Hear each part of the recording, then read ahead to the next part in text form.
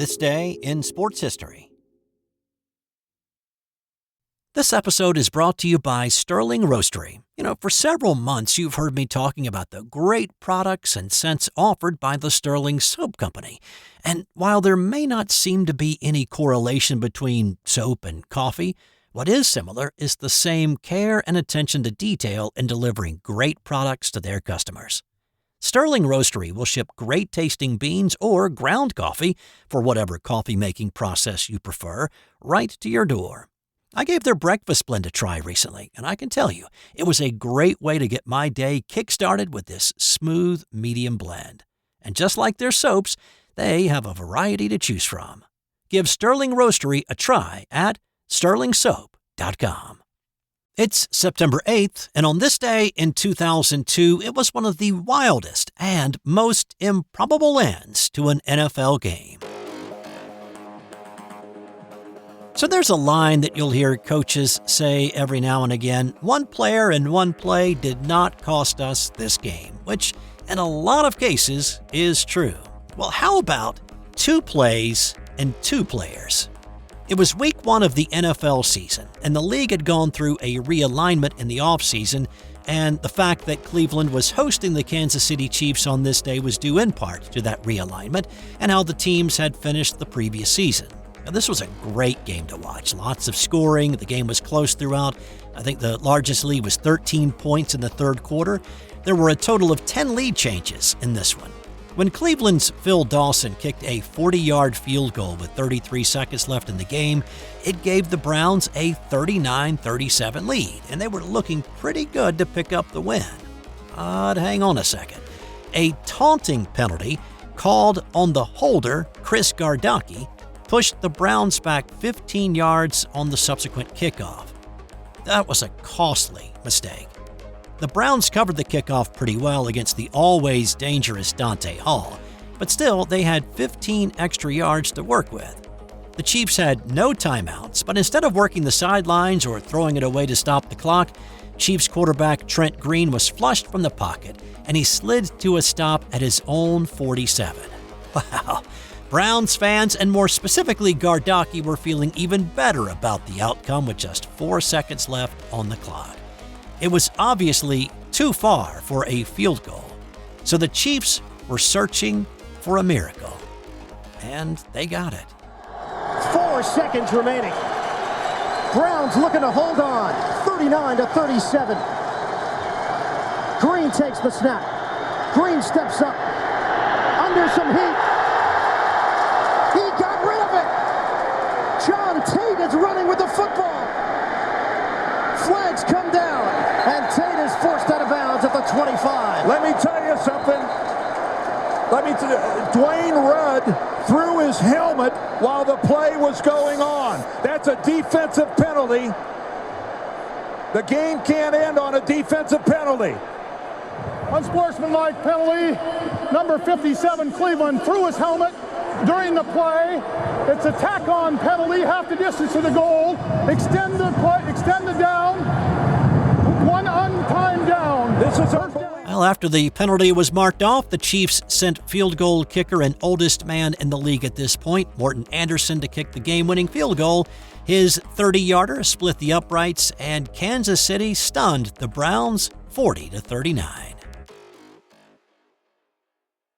This episode is brought to you by Firefly Books, and with you being a sports fan just like me, here's 2 suggestions for your next great sports read. If you love basketball, then you need to add Dave Zarum's book, NBA 75, The Definitive History. Uncover untold stories of triumph, controversy, and the greatest stars of the game. From the league's humble beginnings to its modern glory, it is a courtside seat to 75 years of NBA history. And if you're a golf fanatic, then you gotta check out Matt Adams' book, The Golf Round I'll Never Forget. I've used it as a reference in this podcast over the past year for lots of stories that I've done, and I can tell you from experiencing it, this is a great book. Relive 50 of golf's most memorable moments through the eyes of the legends themselves. It's the closest you'll ever get to walking the fairways with the greatest to ever play the game. Grab your copy of NBA 75 or The Golf Round I'll Never Forget, available from Firefly, wherever you get your books. Was there a more unlikely Olympic gold medal winner than Wilma Rudolph? She was born premature and she weighed less than 5 pounds at her birth. At different times during her childhood, she contracted polio, scarlet fever, and double pneumonia. She lost the use of her left leg, and at the age of 5, she was forced to wear a leg brace. Her doctor said, she'd probably need to wear that brace for the remainder of her life. Her family were a bunch of fighters, though, and they worked with her every day. They massaged her leg daily, and she kept willing herself to walk without that brace.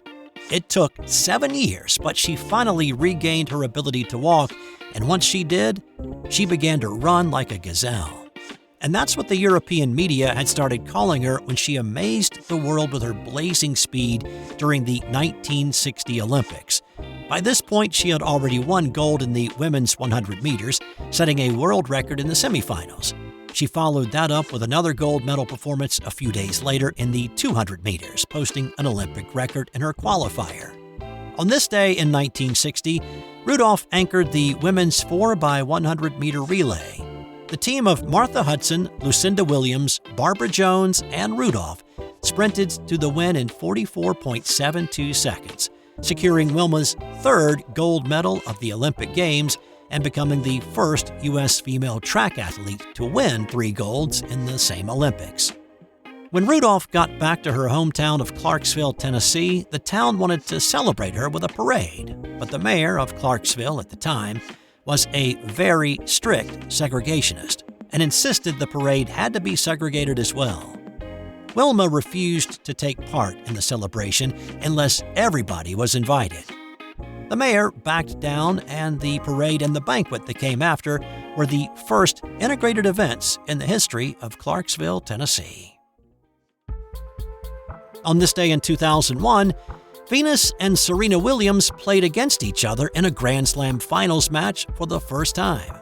In fact, this was the first time since 1884, 117 years prior, that sisters had met in the final of a major. Now, the two had been on opposite sides of the net before. In fact, they'd played each other 5 times in other tournaments and other Grand Slam events, with Venus winning 4 of those previous 5. In 2001, Venus was the defending U.S. Open champ and proved her dominance as not only the best tennis player in the house, but also as the best women's player in the world with a straight set win 6-1, 6-4 in a little over an hour. Serena was undone a good bit by her own mistakes with 36 unforced errors in the match compared to Venus's 19. Venus also lasered a 120-mile-an-hour serve in the second set that ripped the racket out of Serena's hand. Even though Venus enjoyed winning Grand Slam titles, she didn't really take much joy from this one, saying afterwards, "If I was playing a different opponent, I'd probably be a lot more joyful, but I'm happy to have won the U.S. Open again." Of course, Venus made a little history at this year's U.S. Open. At 45 years old, she is the second oldest to play at the Open.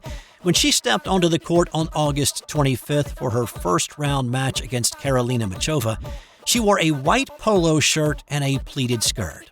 Now, this was more than just a fashion choice. It was specifically chosen to honor Althea Gibson. On this day in 1957, Gibson became the first black athlete to win the U.S. Open. Gibson was just as much of a trailblazing athlete as Jackie Robinson or Jesse Owens, Fritz Pollard, or Chuck Cooper. As a young tennis player, she was denied access to public courts while white players played. After moving to Wilmington, North Carolina, she was only allowed to practice at night without lights on the public courts. It wasn't until 1949 she was first allowed to play against a white player in a tournament. And if not for an intense lobbying effort by tennis champion Alice Marble, it is hard to say when Gibson might have gotten a chance to play in a national tournament. In 1950, she was finally allowed to compete at the U.S. National Tennis Tournament, the forerunner of the U.S. Open. In 1957, Gibson came to the U.S. Nationals as the top-ranked women's player in the world after winning Wimbledon 2 months earlier. She dominated throughout the tournament, never losing a set. On this day, she beat Louise Bro 6-3, 6-2 to win the U.S. title. She would repeat as both Wimbledon and U.S. Open champion the next year in 1958. On this day in 1979, Tracy Austin became the youngest to win a Grand Slam tennis event in the Open era. Austin was 16 years and 9 months when she toppled world number 1 Chris Evert 6-4, 6-3 in the final. Austin came into the tournament as the 3 seed and lost only 1 set through the tournament.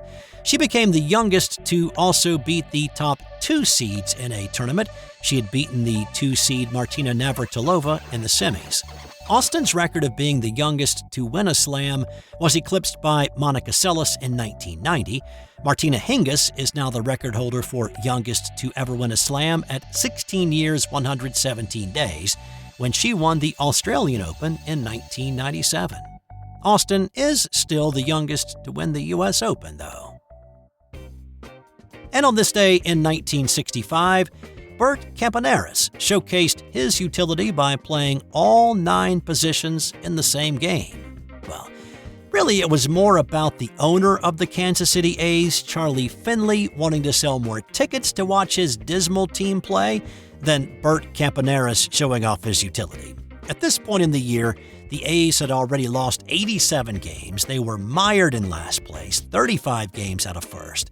They could draw a decent crowd for Saturday games, but they struggled bringing anybody to the ballpark for a midweek tilt.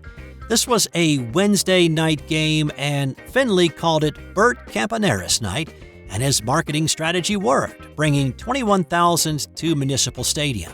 Now, that was more like a Saturday crowd than a Wednesday one. Campaneris started out at shortstop, went to second in the second inning, played third in the third, then all 3 outfield positions, back to first, and then he pitched in the 8th. It was the only time in his 19-year Major League career that he pitched. On the mound, he got Jose Cardenal to pop out, but then he struggled to find the plate, walking the next 2.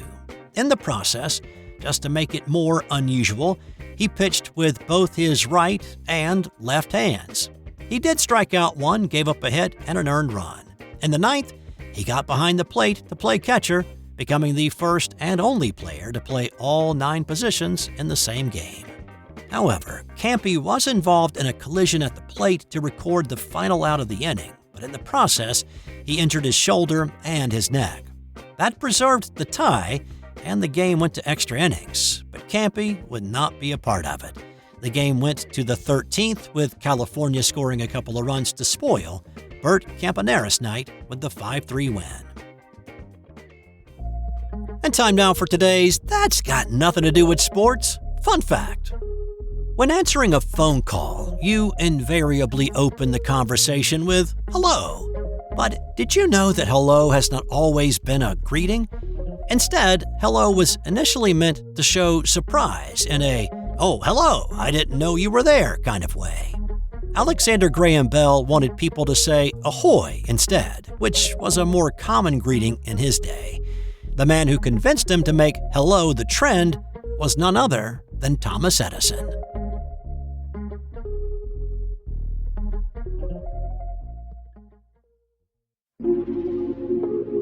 This has been an original Thrive Suite production.